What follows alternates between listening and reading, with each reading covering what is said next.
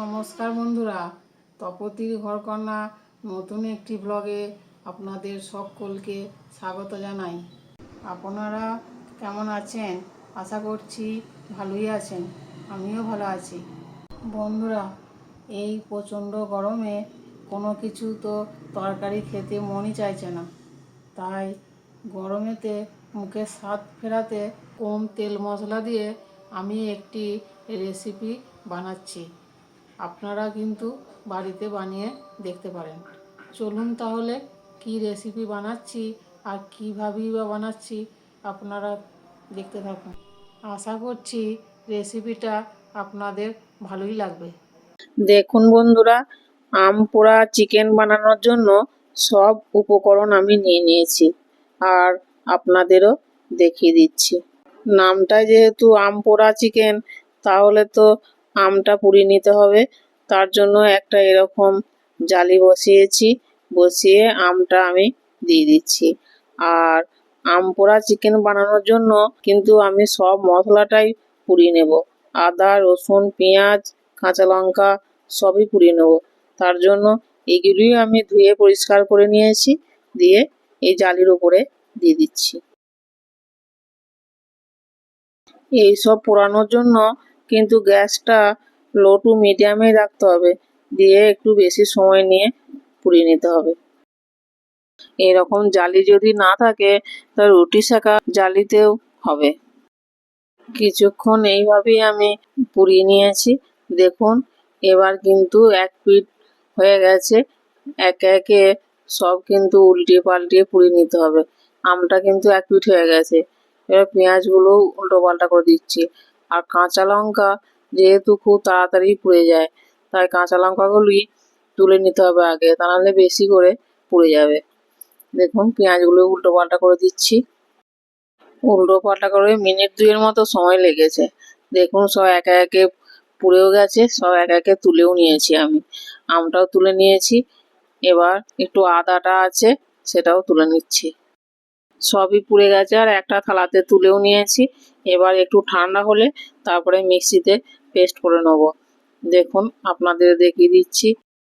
এবার একটা mixing jar নিয়েছি, দিয়ে 2টি কাঁচা লঙ্কা পোড়া দিয়ে দিচ্ছি, আদাটাও দিয়ে দিচ্ছি। একটু ছাড়িয়ে নিচ্ছি ছালগুলো, তা নাহলে মশলাটা একটু বেশি কালো কালোই হয়ে যাবে। সেই জন্যই আদার ছালটা একটু ছাড়িয়ে দিচ্ছি। দেখুন, যতটা পারা যায় ছাড়িয়ে দিচ্ছি। ছাড়িয়ে দিয়ে ছোট ছোট কুচি করে নিয়েছি, দিয়ে আদাটাও দিয়ে দিচ্ছি। এবার রসুনগুলি খোসা ছাড়িয়ে নিচ্ছি। আপনারা কিন্তু ছাড়িয়েও পুড়িয়ে নিতে পারেন। মাংসের সঙ্গে যদি পোড়া মশলা দেওয়া হয় না, তার স্বাদ কিন্তু দ্বিগুণ বেড়ে যায়। রসুনগুলিও ছাড়িয়ে নিয়েছি, এবার মিক্সিং জারে দিয়ে দিচ্ছি। এবার আমি পেঁয়াজের খোসাগুলিও ছাড়িয়ে নিচ্ছি। যতটা ছাড়ানো যায় পেঁয়াজের খোসা ততটাই আমি ছাড়িয়ে নিচ্ছি। একটু আধটু থাকলে কোনো অসুবিধা নেই। দেখুন, পেঁয়াজ 2টি ছাড়ানো হয়ে গেছে। পেঁয়াজগুলো একটু ওই হাতে করে ভেঙে দিয়ে দিচ্ছি। পুড়ে গেছে তাই নরম হয়ে গেছে, হাতে করেই ছাড়ানো যাচ্ছে। এবার আমটাকে আমি ছাড়িয়ে নেব। আমটাও কিন্তু খুব ভালোভাবেই ছাড়ানো হয়ে যাচ্ছে। দেখুন, আর ভালো করেই কিন্তু পোড়ানো হয়ে গেছে।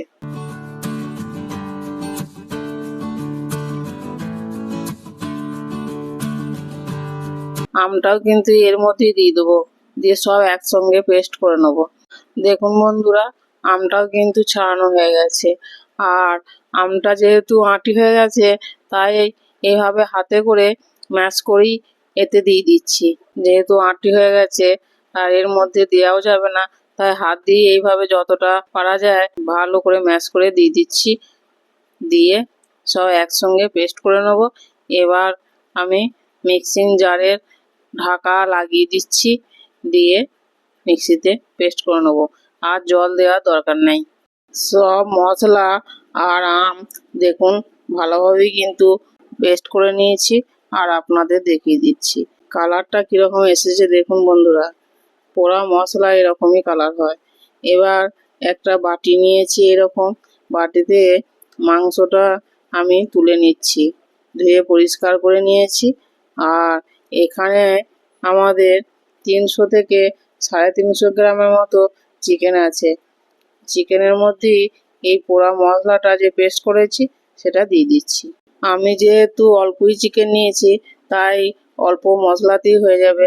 আর আপনারা যদি বেশি বেশি করতে চান তাহলে পোড়া মশলাটা বেশি করে বানিয়ে নেবেন। এবার 1 চামচ ধনে জিরে গুঁড়ো দিচ্ছি, 1 চামচ লবণ দিয়ে দিচ্ছি, হাফ চামচের মতো হলুদ গুঁড়ো দিচ্ছি, হাফ চামচ শুকনো লঙ্কার গুঁড়ো দিয়ে দিচ্ছি, আর কাসুন্দি দিয়ে দিচ্ছি 1 চামচ। সর্ষের তেল 1 চামচের মতো দিয়ে দিচ্ছি। খুব বেশি দেওয়ার দরকার নাই, আমি যেহেতু অল্প তেল মশলা দিয়ে রান্না করি। এবার সব মশলাগুলি দিয়ে হাত দিয়ে আমি ভালো করে মাখিয়ে নিচ্ছি। হাত দিয়ে মাখালেই কিন্তু ভালোভাবে মাখানো যাবে। আপনারা যদি চান চামচ দিয়েও মাখিয়ে নিতে পারেন, কিন্তু হাতের মাখানো তার স্বাদটাই আলাদা হবে। এইভাবে মিনিট 2 মতো চিকেনটাকে হাত দিয়ে ভালো করে মাখিয়ে নিয়েছি। এবার কিছুক্ষণ আমি এটাকে রেখে দেব যাতে সব মশলা মাংসের মধ্যে ঢুকে যায়। আমি আধ ঘন্টার মতো এটাকে ঢাকা দিয়ে রেখে দিচ্ছি। আপনারা যদি হাতে বেশি সময় থাকে আপনাদের তাহলে বেশিক্ষণ রেখে দেবেন। এবার গ্যাসে একটা কড়াই বসিয়েছি, বসিয়ে পরিমাণ মতো সর্ষের তেল দিচ্ছি। আমি 4 চামচের মতো সর্ষের তেল দিয়ে দিয়েছি। আমি কিন্তু চিকেনটা সর্ষের তেলেই রান্না করব। আপনারা চাইলে সাদা তেলও করতে পারেন, আবার 2 রকম তেল মিশিয়েও দিতে পারেন। এবার একটা তেজপাতা 2 টুকরো করে তেলের মধ্যে দিয়ে দিচ্ছি, নাড়াচাড়া করে নিচ্ছি একটু। এবার ম্যারিনেট করে রাখা চিকেনটা কড়াইয়ে দিয়ে দিচ্ছি। দেখুন আমি কিন্তু 4 চামচ তেল দিয়েছি কড়াইয়ে, আর 1 চামচ ম্যারিনেট করার সময় দিয়েছি। চিকেনটা দেওয়ার পর এবার আমি খুন্তি দিয়ে ভালো করে নাড়াচাড়া করে নিচ্ছি। অল্প তেল দিয়েছি বলে ভাববেন না যে চিকেনটা খেতে ভালো হবে না, অবশ্যই খেতে ভালো হবে। আর তেল ছাড়াও কিন্তু রান্না করা যায়। চিকেনটা তেলে দেওয়ার পর মিনিট 2 নাড়াচাড়া করে নিয়েছি। এবার আমি ঢাকা দিয়ে দেবো, দিয়ে লো টু মিডিয়ামে কিছুক্ষণ কষিয়ে নেব। মিনিট 2 পর ঢাকা খুলে আবার চিকেনটা আমি নাড়াচাড়া করে নিচ্ছি। এইভাবেই কিন্তু ঢাকা দিয়ে আবার কিছুক্ষণ খুলে নাড়াচাড়া করে নিলেই চিকেন সেদ্ধ হয়ে যাবে। বেশিক্ষণ চিকেন হতে লাগবে না। হাফ চামচের মতো চিনি দিয়ে দিচ্ছি। চিনিটাও আমি চিকেনের সঙ্গে ভালো করে মিশিয়ে নিচ্ছি। দেখুন এইভাবে কষাতে কষাতে মাংসটা কিন্তু অনেকটাই শুকনো শুকনো হয়ে গেছে। তার জন্য বাটি ধুয়ে একটু জল দিয়ে দিচ্ছি, 1 কাপের মতো হবে। জলটা দেওয়ার পর একটু নাড়াচাড়া করে নিচ্ছি, দিয়ে এবার আমি কিছুক্ষণ ঢাকা দিয়ে সিদ্ধ করে নেব। গ্যাসটা কিন্তু লো টু মিডিয়ামই থাকবে, বেশি হাই করার দরকার নেই। দেখুন এবার ঢাকা দিয়ে দিচ্ছি। এবার ঢাকা খুলে আমি আপনাদের দেখাচ্ছি। দেখুন চিকেন মনে হচ্ছে সিদ্ধ হয়েই গেছে। একটু নাড়াচাড়া করে দেখে নিচ্ছি।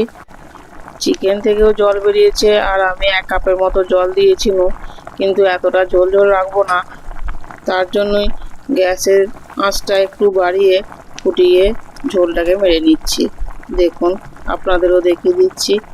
এই গরমে অনেকেই কিন্তু টক টক জিনিস খেতে ভালোবাসে, তাই আপনাদের জন্য এই আম পোড়া দিয়ে চিকেনটা বানিয়ে পরিবেশন করছি। দেখুন আপনাদের নিশ্চয়ই ভালো লাগবে। আম পোড়া চিকেন রেডি হয়ে গেছে, আর কিছুক্ষণ ঢাকা দিয়ে রেখে দিচ্ছি। ঢাকা খুলে এবারে কিছুটা ধনেপাতা কুচি ছড়িয়ে দিচ্ছি। এবার আমি গরম গরম পরিবেশন করছি আম পোড়ার চিকেন, আর সাথে শসা আর ভাত। আমি ভাতের সঙ্গেই পরিবেশন করছি। আপনারা চাইলে রুটি, লুচি, পরোটার সঙ্গে খেতে পারেন, তাতেও ভালো লাগবে। এই গরমেতে টক টক জিনিস খেতে সকলেরই ভালো লাগে, আমার তো ভালোই লাগে। তাই এই রেসিপিটা বানালাম আর আপনাদের সঙ্গে শেয়ার করলাম। এবার আমি খেয়ে বলবো আম পোড়া আর পোড়া মশলা দিয়ে চিকেন কীরকম স্বাদ হয়েছে। দেখুন বন্ধুরা আমি কিন্তু খেয়েই নিচ্ছি, আর খেয়ে বলবো কীরকম হয়েছে। দারুণ স্বাদ হয়েছে বন্ধুরা।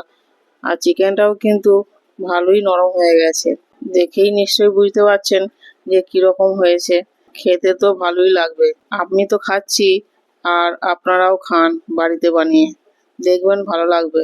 মুখের স্বাদটাও কিন্তু পাল্টে যাবে। গরমের সময় টক টক ভালোই লাগে। তা আবার যদি পোড়া মশলা দিয়ে চিকেন হয়। এই গরমেতে আম ডাল তো অনেকেই খান, এবারে আম পোড়া দিয়ে চিকেন বানিয়ে খান, দেখবেন ভালো লাগবে। খেয়ে আমাকে কিন্তু কমেন্টে জানাতে ভুলবেন না যে কীরকম লাগলো আম পোড়া দিয়ে চিকেন। এই রেসিপিটা বানাতে কিন্তু বেশি সময়ও লাগলো না, আর কম সময়ের মধ্যেও হয়ে যায়, আর বেশি কিছু মশলাও লাগে না। সব কিছুই কিন্তু আমাদের রান্নাঘরেই থাকে। বাড়িতে যদি অল্প একটু চিকেন থাকে, তা কি বানাবো করেন, তাহলে এই রেসিপিটা কিন্তু একবার বানিয়ে দেখতে পারেন, ভালো লাগবে। হঠাৎ করে যদি বাড়িতে কোনো অতিথি আসে, তাদের পাতে দেওয়ার জন্য এই রেসিপিটা কিন্তু খুব তাড়াতাড়ি হয়ে যাবে, আর খেতেও কিন্তু দুর্দান্ত লাগে। আর অতিথিরা খেয়ে কিন্তু আপনার প্রশংসা করবে, আর হাত চেটেপুটে খাবে। আর যখনই আসবে তখনই কিন্তু এই আম পোড়া দিয়ে চিকেন বানানোর বায়না ধরবে। আর এত টেস্ট হয় এই পোড়া মশলা দিয়ে চিকেন, তা অল্প বানালে কিন্তু হবে না। অল্প বানালে একজনাই খেয়ে ফেলবে। এখন তো আমের সিজন, তাই এই সময়ই কিন্তু আম পোড়া দিয়ে চিকেনটা ভালোই লাগবে। আমি তো বাড়িতে বানিয়ে খেয়েছি, তাই ভাবলাম আপনাদের সঙ্গে রেসিপিটা শেয়ার করা যাক। আপনাদেরও ভালো লাগবে আর আমারও ভালো লাগবে। কিন্তু এবারে এই আম পোড়া আর পোড়া মশলা দিয়ে চিকেনটা যেন সব থেকে বেশি ভালো হয়েছে। আম পোড়ার শরবত তো অনেক খেয়েছেন, এবার আম পোড়া দিয়ে চিকেন বানিয়ে খান। এত সুন্দর টেস্ট হয় যে মুখে লেগে থাকবে। আমার রেসিপি যদি আপনাদের ভালো লাগে, তবে লাইক, কমেন্ট, শেয়ার, সাবস্ক্রাইব করবেন। পাশে থাকা বেল বাটনটি প্রেস করতে ভুলবেন না, যাতে আমি নিত্য নতুন ভিডিও দিলে সবার আগে আপনাদের কাছে পৌঁছে যায়। ফেসবুক থেকে দেখলে ফেসবুক পেজটি ফলো করবেন। আজ এই পর্যন্তই। আবার দেখা হবে অন্য কোনো ব্লগে, অন্য কোনো রেসিপি নিয়ে। ততক্ষণ সকলেই ভালো থাকবেন, সুস্থ থাকবেন, সাবধানে থাকবেন। ধন্যবাদ সকলকে ভিডিওটি প্রথম থেকে শেষ পর্যন্ত দেখার জন্য।